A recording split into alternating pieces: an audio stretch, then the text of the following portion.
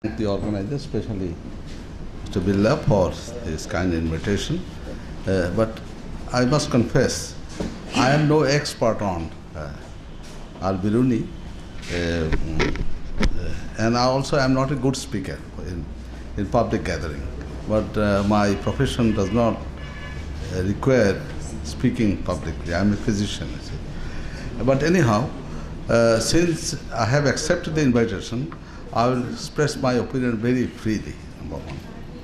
You have heard about Al-Biruni, that he was a scholar of excellence, you see, multi-dimensional.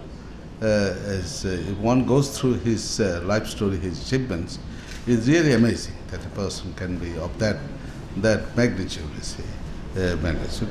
I will quote, name somebody in literature who has been so multidimensional, like Rabindranath Tagore, you see. There's, in world history, there's no, in world of literature, there's no writer of that multidimensional like this.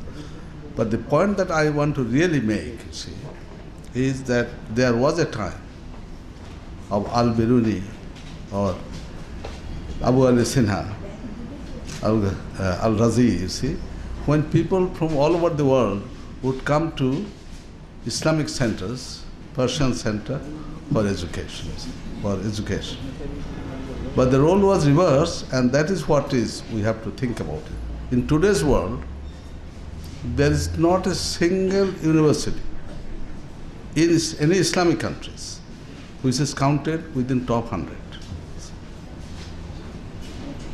But today, in the whole world, the per capita income is the highest in one of the countries where Muslims are majority, you see, as you know, like Kuwait, like Qatar. You see. But can we not change it? You see?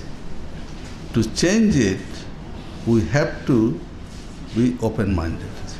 What is surprising is that the Islamic religion started with the revelation Iqra, the read, and only religion where pursuit of science and knowledge has been made compulsory.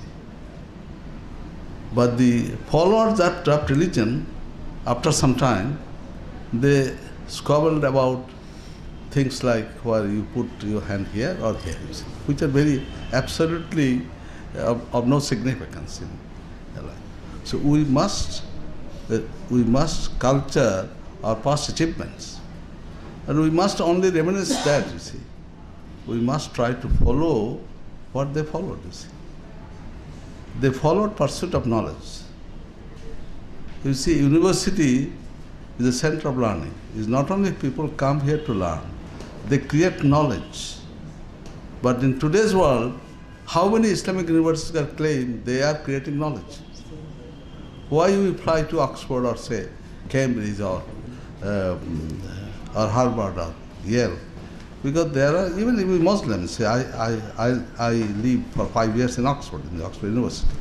But then nobody interfered by studies, you see. So Islamic world, today we must learn how to culture knowledge. That's what made them great at that time. And only religion where pursuit of knowledge has been made compulsory, you see. But we have forgotten that knowledge. I will finish my speech. As I said in the beginning, I am not a good speaker, so I don't want to bore you with my boring talk. I will finish my talk by quoting a story about Ibn Abi Sina. You see, because in this part of the world, all over the world, Ibn Abu Ali Sina is known to all physicians. Whoever is interested in the history of medicine, they know. They may not know Al-Biruni, but they know Ibn Abu Ali Sina. But Al-Biruni was more multidimensional than Ibn Abu Ali Sina. But I will quote a story about Ibn Abu Ali Sina. In his dying stage, one of his students came to meet him. And then, many of you might know this story, you see. But I can't avoid the temptation of quoting it, you see. And Abu Sinha, said that one thing is in my mind, but I can't solve it. I know you know it better than me. So can you explain that to me so that I can get a little more understanding?